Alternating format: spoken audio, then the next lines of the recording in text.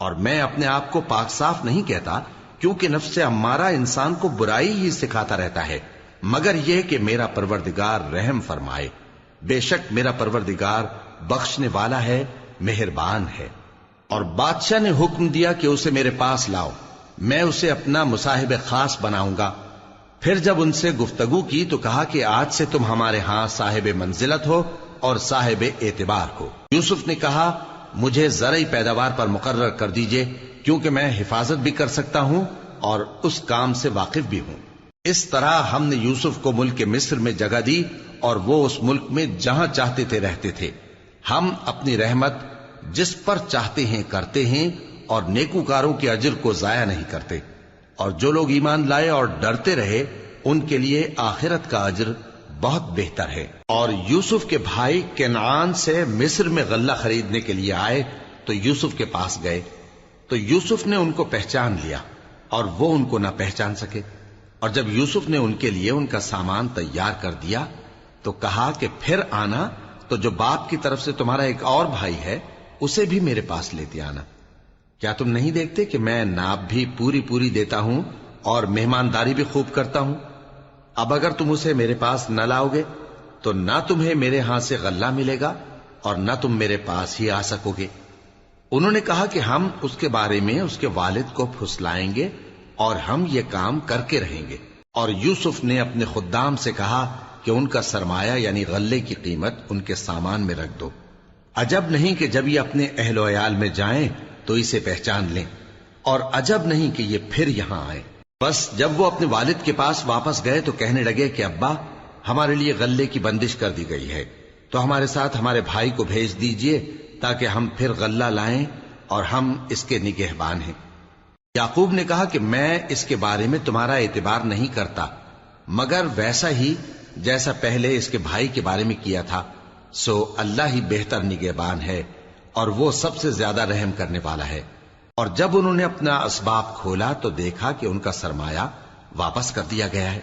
کہنے لگے ابا ہمیں اور کیا چاہیے، دیکھیے یہ ہماری پونجی بھی ہمیں واپس کر دی گئی ہے، اور ہم اپنے اہل و عیال کے لیے پھر غلہ لائیں گے اور اپنے بھائی کی نگہبانی کریں گے، اور ایک بار شتر زیادہ لائیں گے کہ یہ غلہ جو ہم لائے ہیں تھوڑا ہے۔ یعقوب نے کہا کہ جب تک تم اللہ کا عہد نہ دو کہ اس کو میرے پاس صحیح و سالم لے آؤ گے، میں اسے ہرگز تمہارے ساتھ نہیں بھیجنے کا، مگر یہ کہ تم گھیر لیے جاؤ یعنی بے بس ہو جاؤ تو مجبوری ہے۔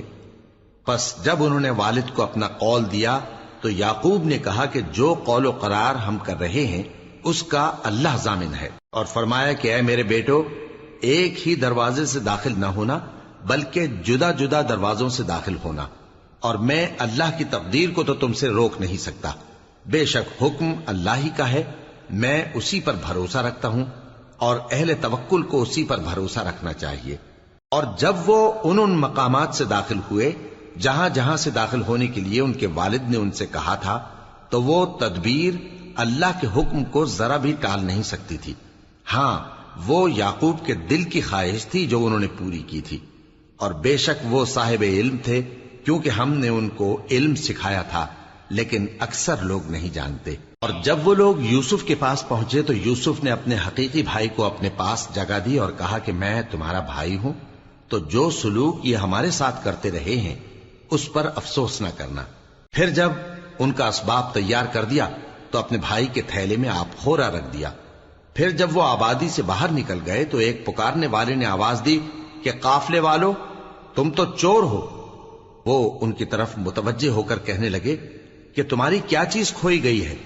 وہ بولے کہ بادشاہ کا کٹورا کھویا گیا ہے، اور جو شخص اس کو لے کے آئے اس کے لیے ایک بار شتر انعام، اور میں اس کا ضامن ہوں۔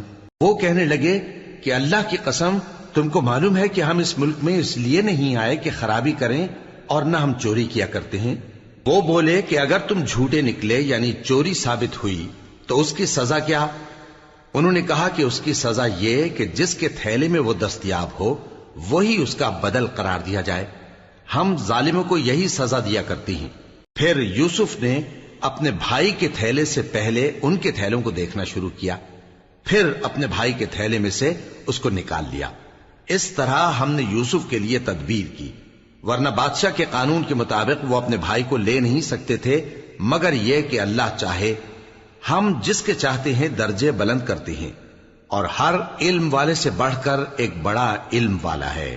برادران یوسف نے کہا کہ اگر اس نے چوری کی ہو تو کچھ عجب نہیں کہ اس کے ایک بھائی نے بھی پہلے چوری کی تھی، مگر یوسف نے اس بات کو اپنے دل میں مخفی رکھا اور ان پر ظاہر نہ ہونے دیا، یعنی زیر لب کہا کہ تم بڑے برے ہو اور جو تم بیان کرتے ہو اللہ اسے خوب جانتا ہے۔ وہ کہنے لگے کہ اے عزیز، اس کے والد بہت بوڑھے ہیں اور اس سے بہت محبت رکھتے ہیں، تو اس کو چھوڑ دیجئے اور اس کی جگہ ہم میں سے کسی کو رکھ لیجئے، ہم دیکھتے ہیں کہ آپ احسان کرنے والے ہیں۔ یوسف نے کہا کہ اللہ پناہ میں رکھے کہ جس شخص کے پاس ہم نے اپنی چیز پائی ہے اس کے سوا کسی اور کو پکڑ لیں، ایسا کریں تو ہم بڑے بے انصاف ہیں۔ آخر جب وہ اس سے نا امید ہو گئے تو الگ ہو کر صلاح کرنے لگے۔ سب سے بڑے نے کہا، کیا تم نہیں جانتے کہ تمہارے والد نے تم سے اللہ کا عہد لیا ہے، اور اس سے پہلے بھی تم یوسف کے بارے میں قصور کر چکے ہو؟ تو جب تک والد صاحب مجھے اجازت نہ دیں میں تو اس جگہ سے ہلنے کا نہیں، یا اللہ میرے لیے کوئی فیصلہ کرے، اور وہ سب سے بہتر فیصلہ کرنے والا ہے۔ تم سب والد صاحب کے پاس واپس جاؤ اور کہو کہ ابا، آپ کے صاحبزادے نے وہاں جا کر چوری کی، اور ہم نے تو اپنی دانست کے مطابق آپ سے اس کے لے آنے کا عہد کیا تھا، مگر ہم غیب کی باتوں کے جاننے اور یاد رکھنے والے تو نہیں تھے، اور جس بستی میں ہم ٹھہرے تھے وہاں سے، یعنی اہل مصر سے، اور جس قافلے میں آئے ہیں اس سے دریافت کر لیجئے، اور ہم اس بیان میں بالکل سچے ہیں۔ جب انہوں نے یہ بات یعقوب سے آ کر کہی تو انہوں نے کہا کہ حقیقت یوں نہیں ہے، بلکہ یہ بات تم نے اپنے دل سے بنا لی ہے، تو صبر ہی بہتر ہے۔ عجب نہیں کہ اللہ ان سب کو میرے پاس لے آئے، بے شک وہ علم والا ہے، حکمت والا ہے۔ اور ان کے پاس سے چلے گئے اور کہنے لگے کہ ہائے افسوس یوسف پر، ہائے افسوس، اور رنج و الم میں ان کی آنکھیں سفید ہو گئیں اور ان کا دل غم سے بھر رہا تھا۔ بیٹے کہنے لگے کہ واللہ آپ تو یوسف کو اسی طرح یاد ہی کرتے رہیں گے یہاں تک کہ آپ گھل جائیں گے یا جان ہی دے دیں گے۔ انہوں نے کہا کہ میں تو اپنے غم و اندوہ کا اظہار اللہ سے کرتا ہوں، اور اللہ کی طرف سے وہ باتیں جانتا ہوں جو تم نہیں جانتے۔ اے بیٹو، یوں کرو کہ ایک دفعہ پھر جاؤ اور یوسف اور اس کے بھائی کو تلاش کرو، اور اللہ کی رحمت سے نا امید نہ ہونا کہ اللہ کی رحمت سے تو کافر لوگ ہی نا امید ہوا کرتے ہیں۔ پھر جب وہ یوسف کے پاس گئے تو کہنے لگے کہ اے عزیز، ہمیں اور ہمارے اہل و عیال کو بڑی تکلیف ہو رہی ہے، اور ہم یہ تھوڑا سا سرمایہ لائے ہیں، آپ ہمیں اس کے عوض پورا غلہ دے دیجئے اور ہم پر خیرات کیجئے کہ اللہ خیرات کرنے والوں کو ثواب دیتا ہے۔ یوسف نے کہا، تمہیں معلوم ہے کہ جب تم نادانی میں پھنسے ہوئے تھے تو تم نے یوسف اور اس کے بھائی کے ساتھ کیا کیا تھا؟ وہ بولے، کیا واقعی تم ہی یوسف ہو؟ انہوں نے کہا، ہاں میں یوسف ہوں، اور بن یامین کی طرف اشارہ کر کے کہنے لگے، یہ میرا بھائی ہے، اللہ نے ہم پر بڑا احسان کیا ہے۔ جو شخص اللہ سے ڈرتا اور صبر کرتا ہے تو اللہ نیکوکاروں کا اجر ضائع نہیں کرتا۔ وہ بولے، اللہ کی قسم، اللہ نے تم کو ہم پر فضیلت بخشی ہے، اور بے شک ہم خطاکار تھے۔ یوسف نے کہا کہ آج کے دن تم پر کوئی ملامت نہیں، اللہ تم کو معاف کرے، اور وہ سب سے بڑھ کر رحم کرنے والا ہے۔ یہ میرا کرتا لے جاؤ، پھر اسے والد صاحب کے منہ پر ڈال دینا تو وہ بینا ہو جائیں گے، اور اپنے تمام اہل و عیال کو میرے پاس لے آؤ۔ اور جب قافلہ مصر سے روانہ ہوا تو ان کے والد کہنے لگے کہ اگر مجھ کو یہ نہ کہو کہ بوڑھا بہک گیا ہے تو مجھے تو یوسف کی بو آ رہی ہے۔ وہ بولے کہ واللہ آپ اسی قدیم غلطی میں مبتلا ہیں۔ مگر جب خوشخبری دینے والا آ پہنچا تو اس نے کرتا ان کے منہ پر ڈال دیا، سو وہ بینا ہو گئے، اور بیٹوں سے کہنے لگے، کیا میں نے تم سے نہیں کہا تھا کہ میں اللہ کی طرف سے وہ باتیں جانتا ہوں جو تم نہیں جانتے؟ بیٹوں نے کہا کہ ابا، ہمارے لیے ہمارے گناہ کی مغفرت مانگیے، بے شک ہم خطاکار تھے۔ فرمایا، میں اپنے پروردگار سے تمہارے لیے بخشش مانگوں گا، بے شک وہ بخشنے والا ہے، مہربان ہے۔ پھر جب یہ سب لوگ یوسف کے پاس پہنچے تو انہوں نے اپنے والدین کو اپنے پاس جگہ دی اور کہا، مصر میں داخل ہو جائیے، اللہ نے چاہا تو امن و امان سے رہیے گا۔ اور اپنے والدین کو تخت پر بٹھایا اور سب ان کے آگے سجدے میں گر پڑے۔ اور اس وقت یوسف نے کہا، ابا جان، یہ میرے اس خواب کی تعبیر ہے جو میں نے پہلے بچپن میں دیکھا تھا، میرے پروردگار نے اسے سچ کر دیا اور اس نے مجھ پر بہت سے احسان کیے ہیں کہ مجھ کو قید خانے سے نکالا، اور اس کے بعد کہ شیطان نے مجھ میں اور میرے بھائیوں میں فساد ڈال دیا تھا، آپ کو گاؤں سے یہاں لایا۔ بے شک میرا پروردگار جو چاہتا ہے تدبیر سے کرتا ہے، وہ علم والا ہے، حکمت والا ہے۔ جب یہ سب باتیں ہو لیں تو یوسف نے اللہ سے دعا کی کہ اے میرے پروردگار، تو نے مجھ کو حکومت سے نوازا اور خوابوں کی تعبیر کا علم بخشا۔ اے آسمانوں اور زمین کے پیدا کرنے والے، تو ہی دنیا اور آخرت میں میرا کارساز ہے۔ تو مجھے دنیا سے اپنی اطاعت کی حالت میں اٹھائیو اور آخرت میں اپنے نیک بندوں میں داخل کیجو۔ اے پیغمبر، یہ اخبار غیب میں سے ہیں جو ہم تمہاری طرف بھیجتے ہیں۔ اور جب برادران یوسف نے اپنی بات پر اتفاق کیا تھا اور وہ فریب کر رہے تھے تو تم ان کے پاس تو نہ تھے، اور بہت سے آدمی گو تم کتنی خواہش کرو ایمان لانے والے نہیں ہیں، اور تم ان سے اس خیر خواہی کا کچھ صلہ بھی تو نہیں مانگتے۔ یہ قرآن اور کچھ نہیں تمام جہانوں کے لیے نصیحت ہے، اور آسمان و زمین میں بہت سی نشانیاں ہیں جن پر سے یہ گزرتے ہیں اور ان کو نظر انداز کر دیتے ہیں، اور یہ اکثر اللہ پر ایمان نہیں رکھتے مگر اس کے ساتھ شرک بھی کرتے ہیں۔ تو کیا یہ اس بات سے بے خوف ہیں کہ ان پر اللہ کا عذاب نازل ہو کر ان کو ڈھانپ لے، یا ان پر ناگہاں قیامت آ جائے اور انہیں خبر بھی نہ ہو؟ کہہ دو میرا رستہ تو یہ ہے، میں اللہ کی طرف بلاتا ہوں سمجھ بوجھ کر، میں بھی لوگوں کو اللہ کی طرف بلاتا ہوں اور میرے پیراؤ بھی، اور اللہ پاک ہے اور میں شرک کرنے والوں میں سے نہیں ہوں۔ اور ہم نے تم سے پہلے بستیوں کے رہنے والوں میں سے مرد ہی بھیجے تھے جن کی طرف ہم وہی بھیجتے تھے۔ کیا ان لوگوں نے ملک میں سیر و سیاحت نہیں کی کہ دیکھ لیتے کہ جو لوگ ان سے پہلے تھے ان کا انجام کیا ہوا؟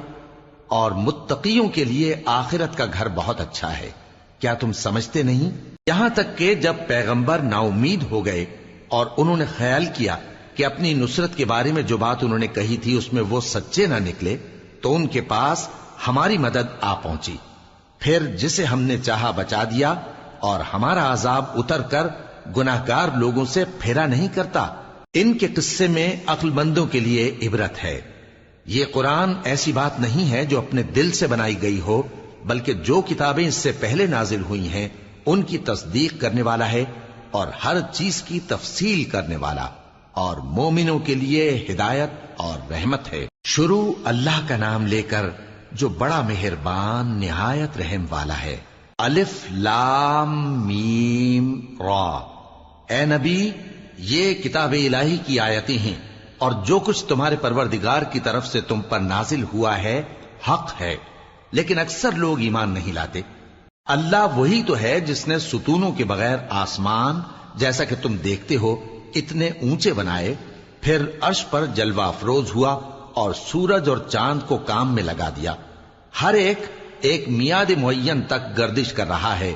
وہی دنیا کے کاموں کا انتظام کرتا ہے، اس طرح وہ اپنی آیتیں کھول کھول کر بیان کرتا ہے کہ تم اپنے پروردگار کے روبرو جانے کا یقین کرو۔ اور وہی ہے جس نے زمین کو پھیلایا اور اس میں پہاڑ اور دریا پیدا کیے اور ہر طرح کے میووں کی دو دو قسمیں بنائیں۔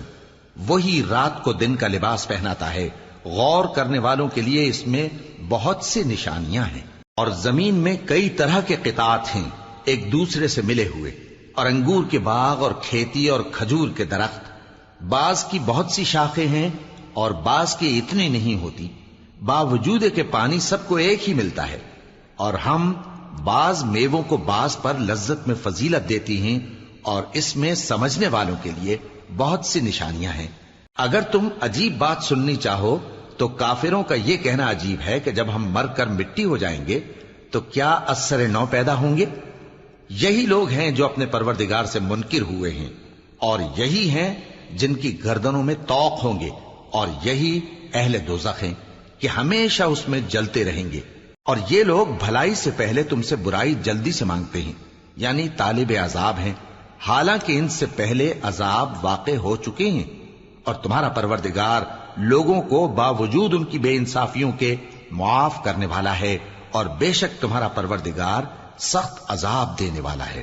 اور کافر لوگ کہتے ہیں کہ اس پیغمبر پر اس کے پروردگار کی طرف سے کوئی نشانی کیوں نازل نہیں ہوئی؟ اے نبی، تم تو صرف خبردار کرنے والے ہو، اور ہر ایک قوم کے لیے رہنما ہوا کرتا ہے۔ اللہ ہی اس بچے سے واقف ہے جو عورت کے پیٹ میں ہوتا ہے، اور وہی پیٹ کے سکڑنے اور بڑھنے سے بھی واقف ہے، اور ہر چیز کا اس کے ہاں ایک اندازہ مقرر ہے۔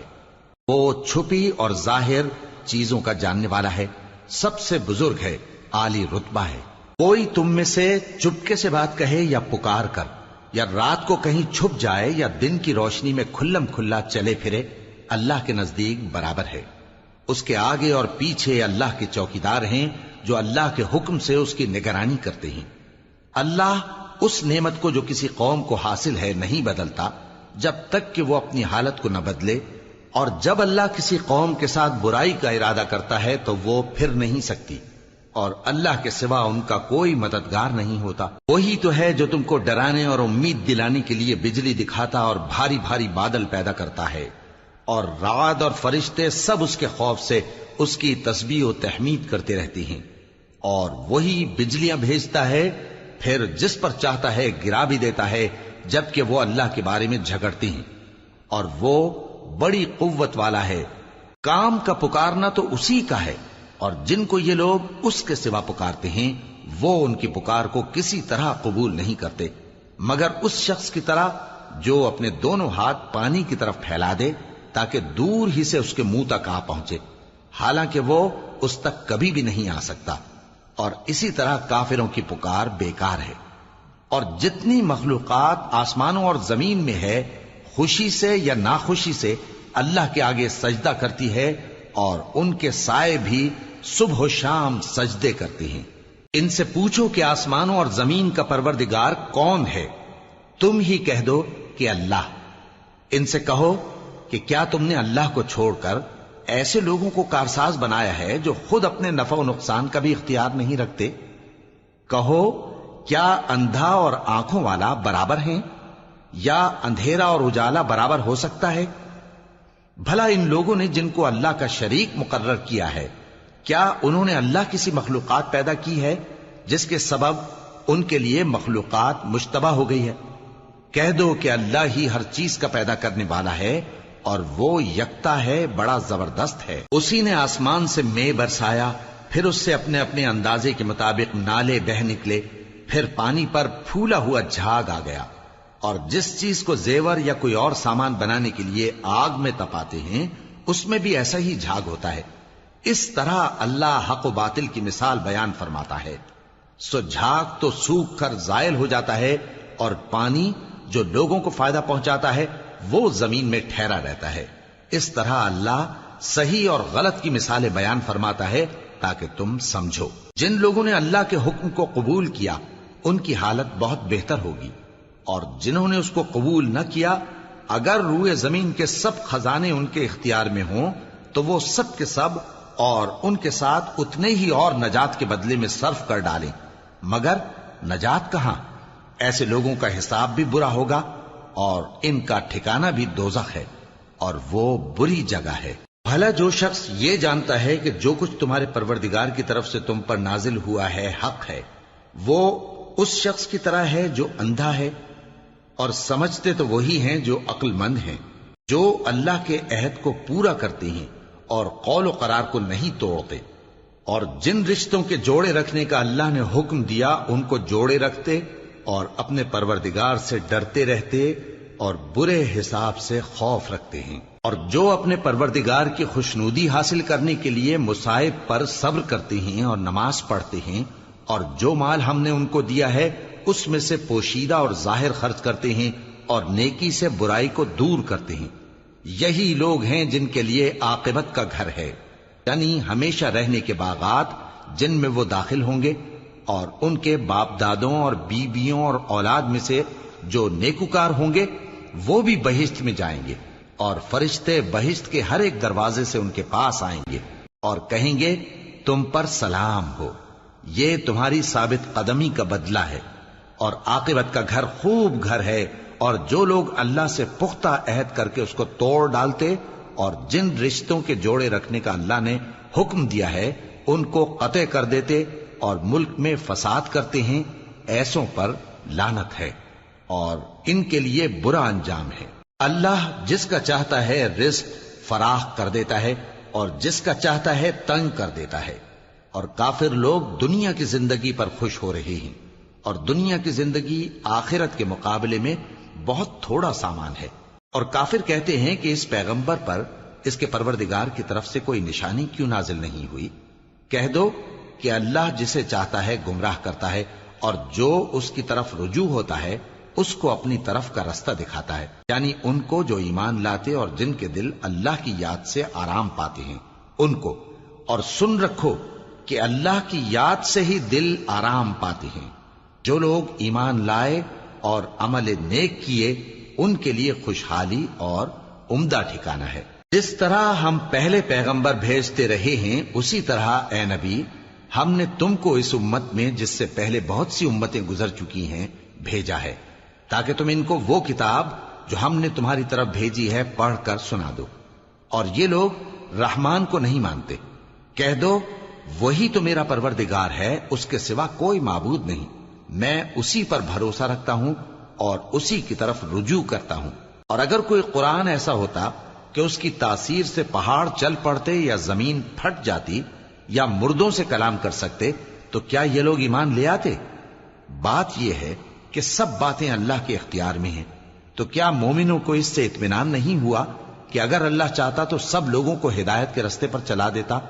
اور کافروں پر ہمیشہ ان کے اعمال کے بدلے آفت آتی رہے گی یا ان کے مکانات کے قریب نازل ہوتی رہے گی یہاں تک کہ اللہ کا وعدہ آ پہنچے۔ بے شک اللہ وعدہ خلاف نہیں کرتا۔ اور تم سے پہلے بھی رسولوں کے ساتھ تمسخر ہوتے رہے ہیں تو میں نے کافروں کو مہلت دی، پھر میں نے ان کو پکڑ لیا، سو دیکھ لو کہ میرا عذاب کیسا رہا۔ تو کیا وہ جو ہر شخص کے اعمال کا نگراں و نگہبان ہے وہ بتوں کی طرح بے علم و بے خبر ہو سکتا ہے؟ اور ان لوگوں نے اللہ کے شریک مقرر کر رکھے ہیں۔ ان سے کہو کہ ذرا ان کے نام تو لو۔ کیا تم اسے ایسی چیزیں بتاتے ہو جو روئے زمین پر ہیں اور اسے معلوم نہیں، یا تم لوگ محض سطحی بات کی تقلید کرتے ہو؟ اصل یہ ہے کہ کافروں کو ان کے فریب خوبصورت معلوم ہوتے ہیں اور وہ ہدایت کے رستے سے روک لیے گئے ہیں، اور جسے اللہ گمراہ رہنے دے اسے کوئی ہدایت کرنے والا نہیں۔ ان کو دنیا کی زندگی میں بھی عذاب ہے اور آخرت کا عذاب تو بہت ہی سخت ہے، اور ان کو اللہ کے عذاب سے کوئی بھی بچانے والا نہیں۔ جس جنت کا پرہیزگاروں سے وعدہ کیا گیا ہے اس کی شان یہ ہے کہ اس کے نیچے نہریں بہ رہی ہیں، اس کے پھل ہمیشہ باقی رہنے والے ہیں اور اس کے سائے بھی۔ یہ ان لوگوں کا انجام ہے جو متقی ہیں، اور کافروں کا انجام دوزخ ہے۔ اور جن لوگوں کو ہم نے کتاب دی ہے وہ اس کتاب سے جو تم پر نازل ہوئی ہے خوش ہوتی ہیں، اور بعض فرقے اس کی بعض باتیں نہیں بھی مانتے۔ کہہ دو کہ مجھ کو یہی حکم ہوا ہے کہ اللہ ہی کی عبادت کروں اور اس کے ساتھ کسی کو شریک نہ بناؤں۔ میں اسی کی طرف بلاتا ہوں اور اسی کی طرف مجھے لوٹنا ہے۔ اور اسی طرح ہم نے اس قرآن کو عربی زبان کا فرمان بنا کر نازل کیا ہے۔ اور اگر تم علم آ جانے کے بعد ان لوگوں کی خواہشوں کے پیچھے چلو گے تو اللہ کے سامنے کوئی نہ تمہارا مددگار ہوگا اور نہ کوئی بچانے والا۔ اور اے نبی ہم نے تم سے پہلے بھی پیغمبر بھیجے تھے اور ان کو بیویاں اور اولاد بھی دی تھی، اور کسی پیغمبر کے اختیار کی بات نہ تھی کہ اللہ کے حکم کے بغیر کوئی نشانی لے آتا۔ ہر حکم قضا کتاب میں لکھا ہوا ہے۔ اللہ جس چیز کو چاہتا ہے مٹا دیتا ہے اور جس کو چاہتا ہے باقی رکھتا ہے، اور اسی کے پاس اصل کتاب ہے۔ اور اگر ہم کوئی عذاب جس کا ان لوگوں سے وعدہ کرتے ہیں تمہیں دکھائیں، یعنی تمہارے روبرو ان پر نازل کریں، یا تمہاری مدت حیات پوری کر دیں یعنی تمہارے انتقال کے بعد عذاب بھیجیں، تو تمہارا کام ہمارے احکام کا پہنچا دینا ہے اور ہمارا کام حساب لینا ہے۔ کیا انہوں نے نہیں دیکھا کہ ہم زمین کو اس کے کناروں سے گھٹاتے چلے آ رہے ہیں؟ اور اللہ جیسا چاہتا ہے حکم کرتا ہے، کوئی اس کے حکم کا رد کرنے والا نہیں، اور وہ جلد حساب لینے والا ہے۔ جو لوگ ان سے پہلے تھے وہ بھی بہتیری تدبیریں کرتے رہے ہیں، سو تدبیر تو سب اللہ ہی کی ہوتی ہے۔ ہر شخص جو کچھ کر رہا ہے اللہ اسے جانتا ہے، اور کافر جلد معلوم کر لیں گے کہ آخرت میں اچھا انجام کس کے لیے ہوتا ہے۔ اور کافر لوگ کہتے ہیں کہ تم پیغمبر نہیں ہو۔ کہہ دو کہ میرے اور تمہارے درمیان اللہ اور وہ شخص جس کے پاس کتاب آسمانی کا علم ہے بطور گواہ کافی ہے۔ شروع اللہ کا نام لے کر جو بڑا مہربان نہایت رحم والا ہے۔ الف لام را، یہ ایک پر نور کتاب ہے، اس کو ہم نے تم پر اس لیے نازل کیا ہے کہ تم لوگوں کو اندھیروں سے نکال کر روشنی کی طرف لے جاؤ، یعنی ان کے پروردگار کے حکم سے عزت والے خوبیوں والے مالک کے راستے کی طرف، یعنی اس اللہ کے راستے کی طرف کہ جو کچھ آسمانوں اور زمین میں ہے سب اسی کا ہے۔ اور ان کافروں کے لیے عذاب شدید کی وجہ سے تباہی اور بربادی مقدر ہے، جو آخرت کے مقابلے میں دنیاوی زندگی کو پسند کرتے اور لوگوں کو اللہ کے راستے سے روکتے اور اس میں کجی چاہتے ہیں۔ یہ لوگ بڑے دور کی گمراہی میں ہیں، اور ہم نے کوئی پیغمبر نہیں بھیجا مگر وہ اپنی قوم کی زبان بولتا تھا تاکہ انہیں احکام الہی کھول کھول کر بتا دے۔ پھر اللہ جسے چاہتا ہے گمراہ رہنے دیتا ہے اور جسے چاہتا ہے ہدایت دیتا ہے، اور وہ غالب ہے، حکمت والا ہے۔ اور ہم نے موسیٰ کو اپنی نشانیاں دے کر بھیجا کہ اپنی قوم کو تاریکیوں سے نکال کر روشنی میں لے جاؤ اور ان کو اللہ کے دن یاد دلاؤ، اور اس میں ان لوگوں کے لیے جو صابر و شاکر ہیں نشانیاں ہیں۔ اور جب موسیٰ نے اپنی قوم سے کہا کہ اللہ نے جو تم پر مہربانیاں کی ہیں ان کو یاد کرو، جبکہ اس نے تم کو فرعون کی قوم سے رہائی بخشی، وہ لوگ تمہیں برے برے عذاب دیتے تھے اور تمہارے بیٹوں کو مار ڈالتے تھے اور تمہاری لڑکیوں کو زندہ رہنے دیتے تھے، اور اس میں تمہارے پروردگار کی طرف سے بڑی آزمائش تھی۔ اور جب تمہارے پروردگار نے تم کو آگاہ کیا کہ اگر شکر کرو گے تو میں تمہیں زیادہ دوں گا، اور اگر ناشکری کرو گے تو یاد رکھو کہ میرا عذاب بھی سخت ہے۔ اور موسیٰ نے صاف صاف کہہ دیا کہ اگر تم اور جتنے اور لوگ زمین میں ہیں سب کے سب ناشکری کرو تو بھی اللہ بے نیاز ہے، قابل تعریف ہے۔ بھلا تم کو ان لوگوں کے حالات کی خبر نہیں پہنچی جو تم سے پہلے تھے، یعنی نوح اور عاد اور سمود کی قوم اور جو ان کے بعد تھے، جن کا علم اللہ کے سوا کسی کو نہیں۔ جب ان کے پاس ان کے پیغمبر نشانیاں لے کر آئے تو انہوں نے اپنے ہاتھ ان کے منہوں پر رکھ دیے کہ خاموش رہو، اور کہنے لگے کہ ہم تو تمہاری رسالت کو تسلیم نہیں کرتے، اور جس چیز کی طرف تم ہمیں بلاتے ہو ہم کو اس میں بھاری شک ہے۔ ان کے پیغمبروں نے کہا، کیا تم کو اللہ کے بارے میں شک ہے جو آسمانوں اور زمین کا پیدا کرنے والا ہے؟ وہ تمہیں اس لیے بلاتا ہے کہ تمہارے گناہ بخشے اور ایک مدت مقرر تک تم کو مہلت دے۔ وہ بولے کہ تم تو ہمارے ہی جیسے آدمی ہو، تمہارا یہ منشا ہے کہ جن چیزوں کو ہمارے بڑے پوجتے رہے ہیں ان کے پوجنے سے تم ہمیں روک دو، تو اچھا کوئی کھلی دلیل لاؤ، یعنی معجزہ دکھاؤ۔ پیغمبروں نے ان سے کہا کہ ہاں ہم تمہارے ہی جیسے آدمی ہیں، لیکن اللہ اپنے بندوں میں سے جس پر چاہتا ہے نبوت کا احسان کرتا ہے، اور ہمارے اختیار کی بات نہیں کہ ہم اللہ کے حکم کے بغیر تم کو تمہاری فرمائش کے مطابق معجزہ دکھائیں، اور اللہ ہی پر مومنوں کو تو بھروسہ رکھنا چاہیے۔ اور ہم کیوں اللہ پر بھروسہ نہ رکھیں حالانکہ اس نے ہم کو ہمارے دین کے سیدھے رستے بتائے ہیں، اور جو تکلیفیں تم ہم کو دیتے ہو اس پر ہم صبر کریں گے، اور اہل توکل کو تو اللہ ہی پر بھروسہ رکھنا چاہیے۔ اور جو کافر تھے انہوں نے اپنے پیغمبروں سے کہا کہ یا تو ہم تم کو اپنے ملک سے باہر نکال دیں گے یا تم ہمارے مذہب میں واپس آ جاؤ۔ پس ان کے پروردگار نے ان کی طرف وحی بھیجی کہ ہم ظالموں کو ہلاک کر دیں گے اور ان کے بعد تم کو اس زمین میں آباد کر دیں گے۔ یہ اس شخص کے لیے ہے جو قیامت کے روز میرے سامنے کھڑے ہونے سے ڈرے اور میرے عذاب سے خوف کرے۔ اور پیغمبروں نے اللہ سے فتح چاہی اور ہر سرکش ضدی نامراد رہ گیا۔ اس کے پیچھے دوزخ ہے اور اسے پیپ والا پانی پلایا جائے گا، وہ اس کو گھونٹ گھونٹ کر کے پیے گا اور گلے سے نہیں اتار سکے گا، اور ہر طرف سے اسے موت آ رہی ہوگی مگر وہ مرنے میں نہیں آئے گا، اور اس کے بعد سخت عذاب ہوگا۔ جن لوگوں نے اپنے پروردگار سے کفر کیا ان کے اعمال کی مثال راکھ کی سی ہے کہ آندھی کے دن اس پر زور کی ہوا چلے جو اسے اڑا لے جائے۔ اسی طرح جو کام وہ کرتے رہے ان پر ان کو کچھ قابو نہ ہوگا۔ یہی تو پرلے سرے کی گمراہی ہے۔ کیا تم نے نہیں دیکھا کہ اللہ نے آسمانوں اور زمین کو تدبیر سے پیدا کیا ہے؟ اگر وہ چاہے تو تم کو نابود کر دے اور تمہاری جگہ نئی مخلوق پیدا کر دے، اور یہ اللہ کو کچھ بھی مشکل نہیں۔ اور قیامت کے دن سب لوگ اللہ کے سامنے کھڑے ہوں گے تو غریب پیروکار بڑے بن بیٹھنے والوں سے کہیں گے کہ ہم تو تمہارے پیرو تھے، کیا تم اللہ کا کچھ عذاب ہم پر سے دفع کر سکتے ہو؟ وہ کہیں گے کہ اگر اللہ ہم کو ہدایت کرتا تو ہم تم کو ہدایت کرتے۔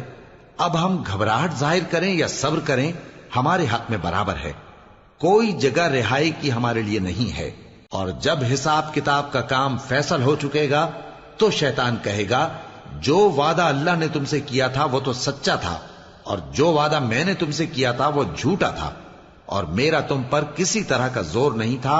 ہاں، میں نے تم کو گمراہی اور باطل کی طرف بلایا تو تم نے جلدی سے اور بے دلیل میرا کہنا مان لیا، تو آج مجھے ملامت نہ کرو، اپنے آپ ہی کو ملامت کرو۔ نہ میں تمہاری فریاد رسی کر سکتا ہوں اور نہ تم میری فریاد رسی کر سکتے ہو۔ میں اس بات سے انکار کرتا ہوں کہ تم پہلے مجھے شریک بناتے تھے۔ بے شک جو ظالم ہیں ان کے لیے درد دینے والا عذاب ہے۔ اور جو ایمان لائے اور عمل نیک کرتے رہے وہ بہشتوں میں داخل کیے جائیں گے جن کے نیچے نہریں بہہ رہی ہیں، اپنے پروردگار کے حکم سے وہ ہمیشہ ان میں رہیں گے، وہاں وہ ہر ملاقات پر ایک دوسرے کو سلام کہیں گے۔ کیا تم نے نہیں دیکھا کہ اللہ نے کلمہ طیبہ کی کیسی مثال بیان فرمائی ہے؟ وہ ایسی ہے جیسے پاکیزہ درخت جس کی جڑ مضبوط ہو اور شاخیں آسمان میں پھیلی ہوں، وہ اپنے پروردگار کے حکم سے ہر موقع پر پھل لاتا ہو۔ اور اللہ لوگوں کے لیے مثالیں بیان فرماتا ہے تاکہ وہ نصیحت حاصل کریں۔ اور ناپاک بات یعنی غلط عقیدے کی مثال ناپاک درخت کی سی ہے کہ وہ زمین کے اوپر ہی سے اکھیڑ کر پھینک دیا جائے، اس کو ذرا بھی قرار و ثبات نہیں۔ اللہ مومنوں کے دلوں کو صحیح اور پکی بات سے دنیا کی زندگی میں بھی مضبوط رکھتا ہے اور آخرت میں بھی رکھے گا۔ اور اللہ بے انصافوں کو گمراہ کر دیتا ہے، اور اللہ جو چاہتا ہے کرتا ہے۔ کیا تم نے ان لوگوں کو نہیں دیکھا جنہوں نے اللہ کے احسان کو ناشکری سے بدل دیا اور اپنی قوم کو تباہی کے گھر میں لا اتارا، یعنی دوزخ میں، کہ سب ناشکرے اس میں داخل ہوں گے اور وہ برا ٹھکانہ ہے۔ اور ان لوگوں نے اللہ کے شریک مقرر کیے کہ لوگوں کو اس کے رستے سے گمراہ کریں۔ کہہ دو کہ چند روز فائدے اٹھا لو، آخر کار تم کو دوزخ کی طرف لوٹ کر جانا ہے۔ اے پیغمبر، میرے مومن بندوں سے کہہ دو کہ نماز پڑھا کریں، اور اس دن کے آنے سے پیشتر جس میں نہ اعمال کا سودا ہوگا اور نہ دوستی کام آئے گی، ہمارے دیے ہوئے مال میں سے پوشیدہ اور علانیہ خرچ کرتے رہیں۔ اللہ ہی تو ہے جس نے آسمانوں اور زمین کو پیدا کیا اور آسمان سے مے برسایا، پھر اس سے تمہارے کھانے کے لیے پھل پیدا کیے اور کشتیوں اور جہازوں کو تمہارے زیر فرمان کیا تاکہ وہ سمندر میں اس کے حکم سے چلیں، اور نہروں کو بھی تمہارے زیر فرمان کیا، اور سورج اور چاند کو تمہارے لیے کام میں لگا دیا کہ دونوں دن رات ایک ڈگر پر چل رہے ہیں، اور رات اور دن کو بھی تمہاری خاطر کام میں لگا دیا، اور جو کچھ تم نے مانگا سب میں سے تم کو عنایت کیا۔ اور اگر اللہ کے احسان گننے لگو تو شمار نہ کر سکو، مگر لوگ نعمتوں کا شکر نہیں کرتے۔ کچھ شک نہیں کہ انسان بڑا بے انصاف ہے، ناشکرا ہے۔ اور جب ابراہیم نے دعا کی کہ اے میرے پروردگار، اس شہر کو لوگوں کے لیے امن کی جگہ بنا دے، اور مجھے اور میری اولاد کو اس بات سے کہ بتوں کی پرستش کرنے لگیں بچائے رکھیو۔ اے پروردگار، انہوں نے بہت سے لوگوں کو گمراہ کیا ہے، سو جس شخص نے میرا کہا مانا وہ میرا ہے، اور جس نے میری نافرمانی کی تو تو بخشنے والا ہے، مہربان ہے۔ اے پروردگار، میں نے اپنی اولاد ایک وادی میں جہاں کھیتی نہیں، تیرے عزت و ادب والے گھر کے پاس لا بسائی ہے۔ اے پروردگار، تاکہ یہ نماز پڑھیں، سو تو لوگوں کے دلوں کو ایسا کر دے کہ ان کی طرف جھکے رہیں، اور ان کو میووں سے روزی دیتے رہنا تاکہ تیرا شکر کریں۔ اے پروردگار، جو بات ہم چھپاتے اور جو ظاہر کرتے ہیں تو سب جانتا ہے، اور اللہ سے کوئی چیز مخفی نہیں، نہ زمین میں نہ آسمان میں۔ اللہ کا شکر ہے جس نے مجھ کو بڑی عمر میں اسماعیل اور اسحاق بخشے، بے شک میرا پروردگار دعا سننے والا ہے۔ اے پروردگار، مجھ کو ایسی توفیق عنایت کر کہ نماز پڑھتا رہوں، اور میری اولاد کو بھی یہ توفیق بخش۔ اے پروردگار، میری دعا قبول فرما۔ اے پروردگار، حساب کتاب کے دن میری اور میرے ماں باپ کی اور مومنوں کی مغفرت کیجو۔ اور مومنوں، یہ نہ سمجھنا کہ یہ ظالم جو کام کر رہے ہیں اللہ ان سے بے خبر ہے۔ وہ ان کو اس دن تک مہلت دے رہا ہے جبکہ دہشت کے سبب آنکھیں پھٹی کی پھٹی رہ جائیں گی اور لوگ سر اٹھائے ہوئے میدان قیامت کی طرف دوڑ رہے ہوں گے۔ ان کی نگاہیں خود اپنی طرف لوٹ نہ سکیں گی اور ان کے دل مارے خوف کے ہوا ہو رہے ہوں گے۔ اور لوگوں کو اس دن سے آگاہ کر دو جب ان پر عذاب آ جائے گا۔ تب ظالم لوگ کہیں گے کہ اے ہمارے پروردگار، ہمیں تھوڑی سی مہلت عطا کر تاکہ ہم تیری دعوت توحید قبول کریں اور تیرے پیغمبروں کے پیچھے چلیں۔ تو جواب ملے گا، کیا تم پہلے قسمیں نہیں کھایا کرتے تھے کہ تم کو اس حال سے جس میں تم ہو زوال نہیں ہوگا؟ اور جو لوگ اپنے آپ پر ظلم کرتے تھے تم ان کے مکانوں میں رہتے تھے، اور تم پر ظاہر ہو چکا تھا کہ ہم نے ان لوگوں کے ساتھ کس طرح کا معاملہ کیا تھا، اور تمہارے سمجھانے کے لیے مثالیں بیان کر دی تھیں۔ اور انہوں نے بڑی بڑی تدبیریں کی، اور ان کی سب تدبیریں اللہ کے ہاں لکھی ہوئی ہیں۔ گو وہ تدبیریں ایسی غضب کی تھیں کہ ان سے پہاڑ بھی ٹل جائیں۔